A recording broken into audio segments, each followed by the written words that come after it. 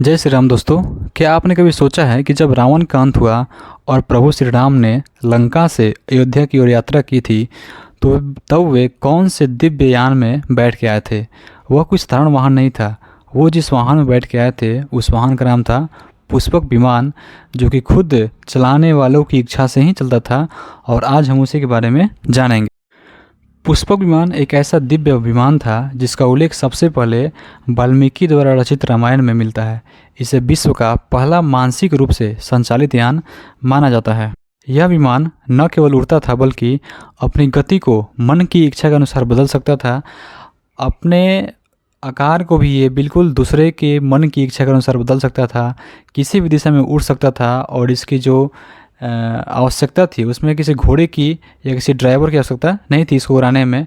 ना तो इसके लिए कोई घोड़ा चाहिए था, ना कोई ड्राइवर चाहिए था, ना ही किसी प्रकार का कोई पहिया चाहिए था। यह किसी सामान्य यंत्र से नहीं बल्कि दिव्य शक्ति और ईश्वरीय आदर्शों से संचालित होता था। पुष्पक विमान जो है मूल रूप से धन के देवता कुबेर के पास था। वह इसे देवताओं की इच्छा अनुसार यात्रा के लिए प्रयोग करते थे। लेकिन रावण, जो कुबेर का सौतेला भाई था, रावण ने इस दिव्य विमान को बलपूर्वक उनसे छीन लिया और वह इसका प्रयोग धरती और आकाश में अपनी शक्ति प्रदर्शन के लिए करता था। जब रावण युद्ध में मारा गया और लंका जीत ली गई तब विभीषण ने यह विमान प्रभु श्री राम को अर्पण किया। श्री राम ने माता सीता, लक्ष्मण और हनुमान सहित अयोध्या लौटने के लिए पुष्पक विमान का उपयोग किया था।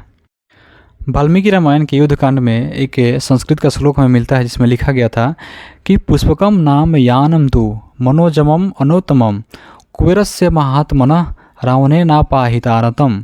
अर्थात इसका अर्थ हुआ कि यह पुष्पक नामक यान है, मन की समान गति वाला और सबसे श्रेष्ठ यान। यह सबसे पहले कुबेर के पास था जिसे रावण ने बलपूर्वक इसे हर लिया। ऐसा वर्णन हमें कहाँ देखने को मिलता है? ये वर्णन देखने को मिलता है हमें वाल्मीकि द्वारा रचित रामायण में।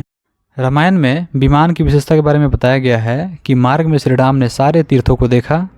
आकाश में बिना किसी अड़चन के यह विमान बिल्कुल चलता रहा आराम से। और विमान में इतना बड़ा था, इतना बड़ा उसका आकार बना दिया गया कि विमान में पूरी की पूरी वानर सेना समा गई।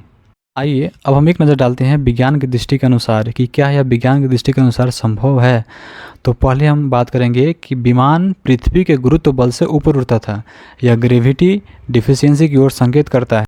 दूसरा है मनोजवम, यानी मन की गति से चलने वाला। तो यह किसी मेंटल कंट्रोल सिस्टम जैसा लगता है। आज के दौर में न्यूरल लिंक और ब्रेन कंट्रोल ड्रोन्स इसी दिशा में काम करते हैं। देखिए, ब्रेन कंट्रोल ड्रोन होते हैं जो कि बिल्कुल आपके मस्तिष्क के अनुसार आप उसको जितना चाहे स्पीड से उड़ा सकते हैं, जितना ऊपर चाहे उड़ा सकते हैं, जैसे चाहे उसको आप कंट्रोल कर सकते हैं। किसके द्वारा?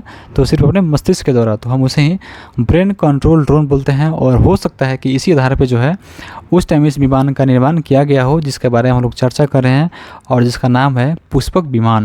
तीसरा हम बात करेंगे आकार बदलने की टेक्निक के बारे में। तो आकार बदलना आज की तकनीक में संभव नहीं है, लेकिन नैनोटेक और मेटा मटेरियल से भविष्य में ऐसी संभावना मानी जा रही है कि कुछ ऐसी चीज़ें बनेंगी ज़रूर जिसका हम आकार अपने मन के अनुसार उसे बदल सकते हैं। अगर ये वीडियो आपको पसंद आ रही हो तो इसे लाइक और सब्सक्राइब जरूर कीजिएगा। या किसी प्रकार का कोई शंका हो मन में तो कमेंट बॉक्स से अपना क्वेश्चन जरूर पूछिएगा आप। भक्तों के लिए पुष्पक विमान एक दिव्य यंत्र था जो भगवान की इच्छा से चलता था। यह केवल एक टेक्नोलॉजी नहीं बल्कि एक लीला थी, एक संदेश था कि जब ईश्वर साथ हो तो असंभव भी संभव हो सकता है। तो इन सारी चीज़ों को देखते हुए हम पुष्पक विमान के बारे में यह बोल सकते हैं कि पुष्पक विमान कोई कल्पना भर नहीं है बल्कि प्राचीन भारत के दिव्य ज्ञान और श्रद्धा का प्रतीक है। वह एक उड़ने वाला रथ नहीं बल्कि एक यात्रा थी जो कि भौतिक से आध्यात्मिकता की ओर होती थी।